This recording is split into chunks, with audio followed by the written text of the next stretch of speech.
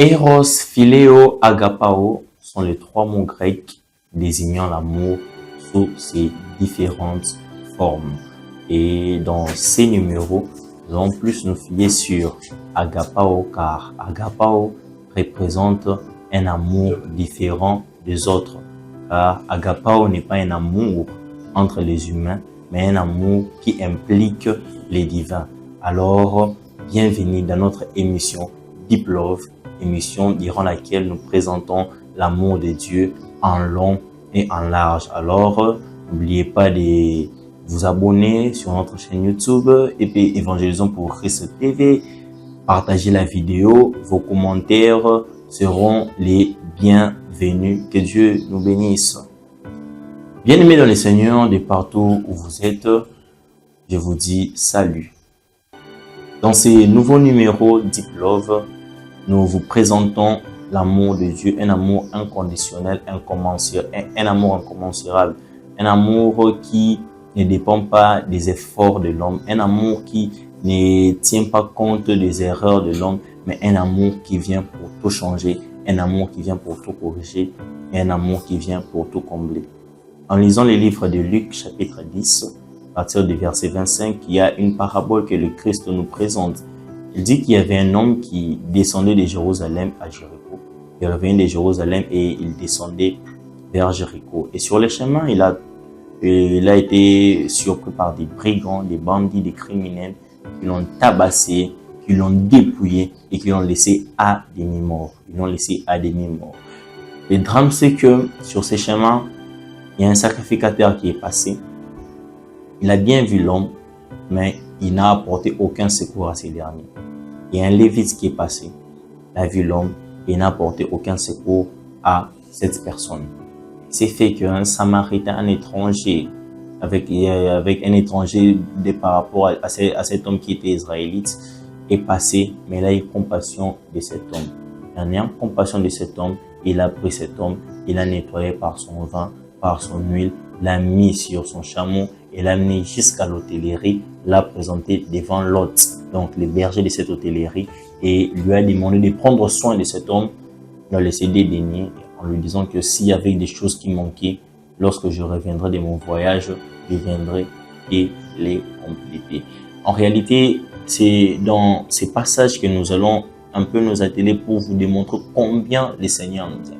Bien-aimés, cette émission est pour vous tous qui vous retrouvez dans une situation de désespoir. Et cette émission est pour vous qui vous retrouvez dans une situation de culpabilité, dans une situation d'abandon, de mépris et même de rejet. Je crois que le Seigneur vous parlera et le Seigneur vous consolera au cours de cette émission. La Bible nous fait voir qu'il y a un homme qui quittait Jérusalem. Il descendait de Jérusalem à Jéricho. La première erreur, c'était ça. Quitter Jérusalem et descendre vers Jéricho.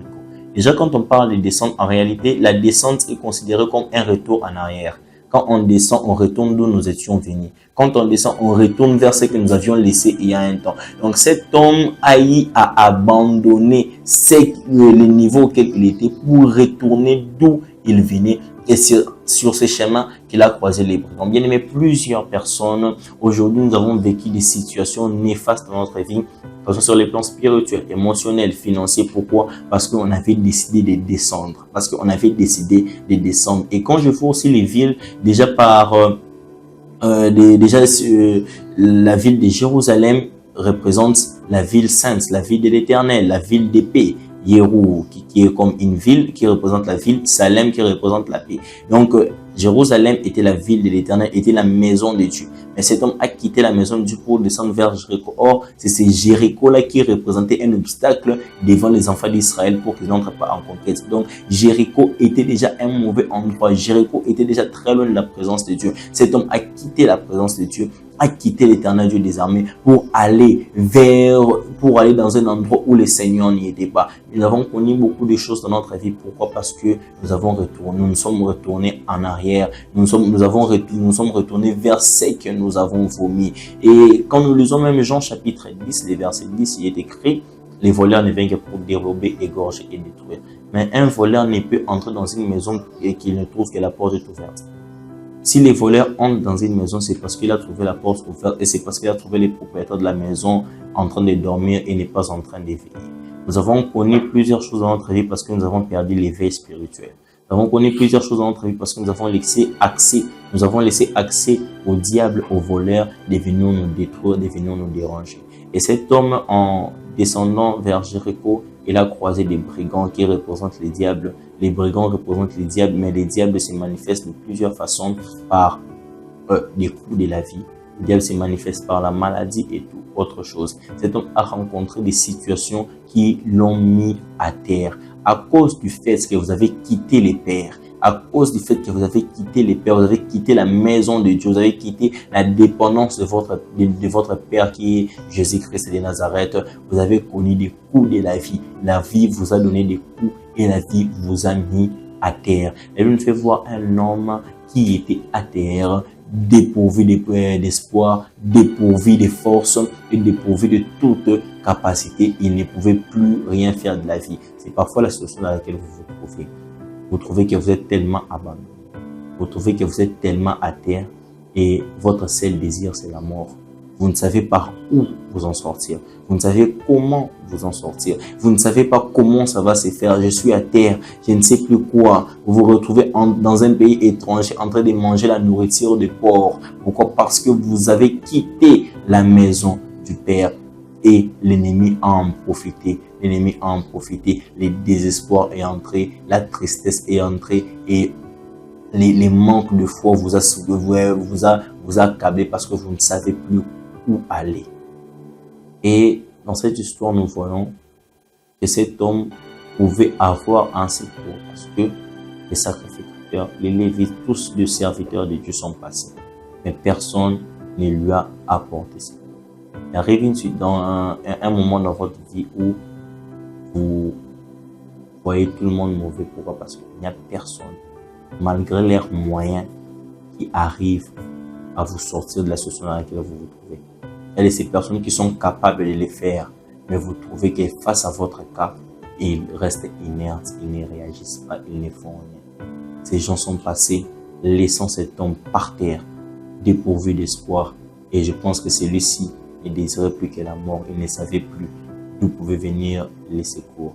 Mais j'aime une chose, le prophète David dit, les secours ne viennent ni de l'Orient, ni de l'Occident, mais vient de l'Éternel qui a fait les ciels et la terre. Le sacrificateur est passé, sans réagir. Les Lévites est passé sans réagir, mais il devrait y avoir un Samaritain qui était venu étranger à cet homme qui était israélite, mais il est venu accepter de prendre soin de cet homme. Et c'est véritable Samaritain, c'est bon Samaritain de la Bible parle, ce n'est que la personne de Yeshua, la personne de Jésus-Christ qui est passée, la personne de Jésus-Christ avec qui nous étions étrangers.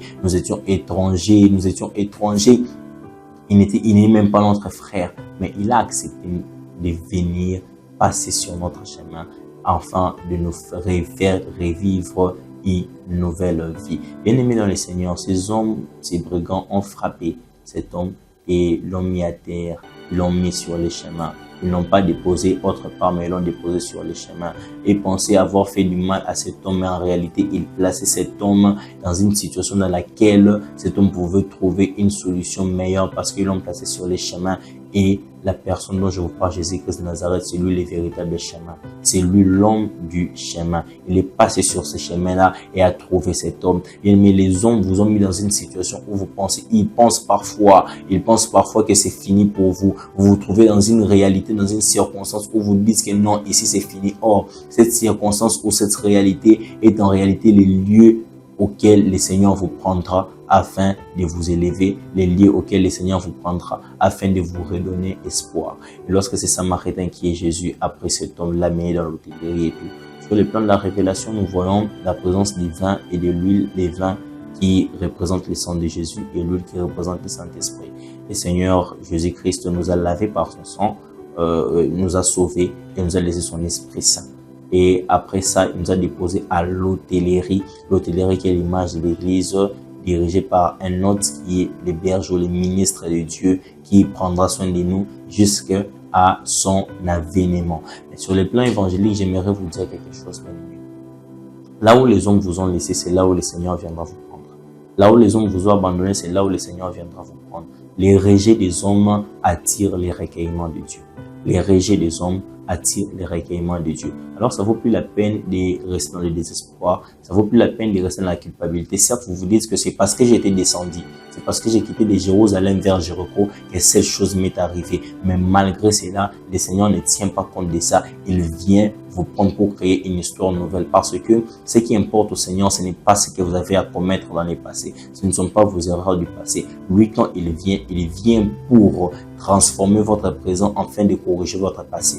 Il vient faire du bien, transformer, embellir votre présent de sorte d'oublier les passés et d'être rassuré pour les futurs. Voilà pourquoi dans Ésaïe, il dit, ne pensez plus aux événements passés et ne considérez plus ce qui est ancien, car voici, je ferai de nouvelles choses. Ces hommes ont commis l'erreur, pas seulement de les déposer sur les chemins, parce que l'homme du chemin, qui est Jésus-Christ, devrait passer, mais ils ont su commis l'erreur de les laisser à demi-mort. Elle dit, ils ont laissé cet homme à demi-mort. Donc cet homme avait encore un petit souffle de vie. Or, Ecclésiaste me dit, il y a de l'espérance pour ceux qui vivent, car un chien vivant vaut mieux qu'un lion mort. Un chien vivant vaut mieux qu'un lion mort. Vous valez mieux qu'un lion mort, malgré la maladie, malgré le désespoir, malgré la trahison, malgré la déception. Vous avez été tellement déçu que vous avez perdu même le goût de la vie. Vous avez été tellement abandonné, rejeté que vous ne faites plus confiance à personne. Donc vous vous sentez seul dans votre univers. Je vous dis que vous n'êtes pas seul.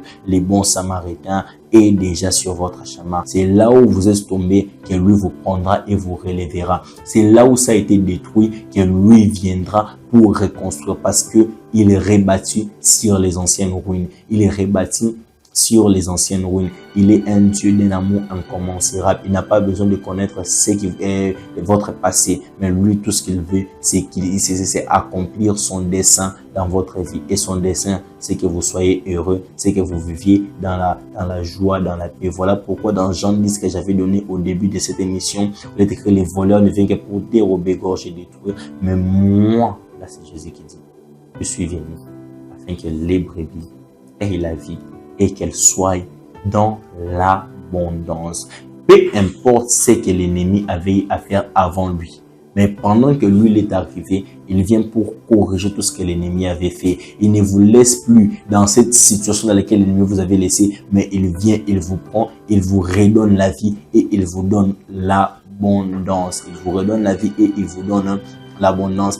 Peu importe ce qui est arrivé dans votre vie.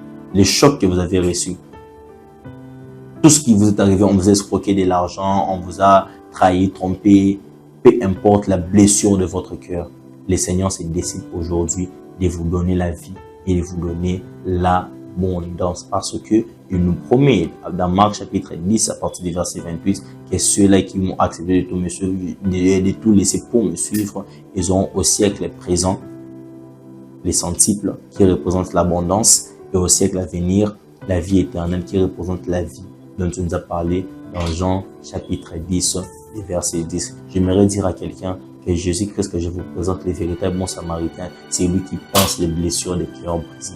Celui qui pense les blessures des cœurs brisés. Seulement ce cœur qui est tellement meurtri, ce cœur qui est tellement brisé, tellement contrarié, ce cœur qui saigne à tout moment. Le Seigneur Jésus-Christ est venu afin de penser ces cœurs et de créer un cœur nouveau qui sera un cœur d'adoration, un cœur de joie, un cœur de succès. Vous qui avez longtemps pleuré, vos yeux ont longtemps coulé des larmes, les larmes ont longtemps coulé pendant un long moment de vos yeux. J'aimerais vous dire une chose, que le Seigneur est venu afin de vous apporter son mouchoir. Et ce que j'aime avec le mouchoir de Yeshua Mashiach, c'est qu'il ne vient pas que pour essuyer les larmes, mais il vient aussi pour sécher les larmes, c'est-à-dire bloquer les canaux par lesquels ces larmes étaient en train de couler. Alors vous qui êtes toujours dans la culpabilité, vous dites que ce que j'avais fait, voilà, c'est ce qui m'a causé ça. Vous vivez les conséquences de vos erreurs, vous vivez les conséquences de ce que vous avez travaillé, de ce qui vous est arrivé, vous vivez les conséquences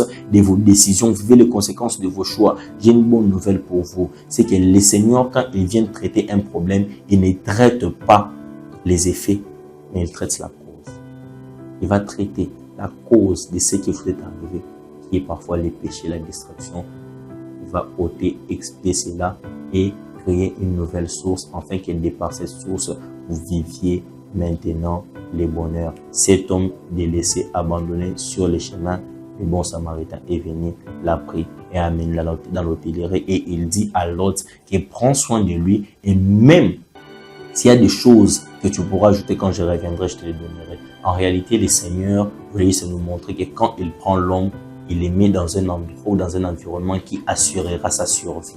Dans un endroit, dans un environnement qui assurera son futur. J'aimerais vous dire une chose bien aimée. Votre passé a été dérangé parce que le Christ n'était pas là. Maintenant qu'il est là, il est là pour assurer votre futur et il est là pour assurer votre lendemain. Alors cessez de pleurer, sortez du désespoir. Comme Bartimée, jetez les manteaux, votre ancien manteau, approchez-vous de lui, il va vous revêtir des manteaux nouveaux. Ôtez cette casquette, cette mauvaise identité que le monde vous a attribuée, car le Seigneur vous attribue une nouvelle identité, une nouvelle casquette. Et pour se faire bien aimer, il n'y a qu'une seule solution. Être en Yeshua, croire en lui, c'est laisser baigner par son vin qui est son sang, par son vin qui représente le sang, et se laisser oindre par son huile qui représente le Saint-Esprit. On ne peut être béni par le sang de Jésus en croyant en l'œuvre salvatrice de la croix, car c'est par cette œuvre salvatrice que ce sang a coulé.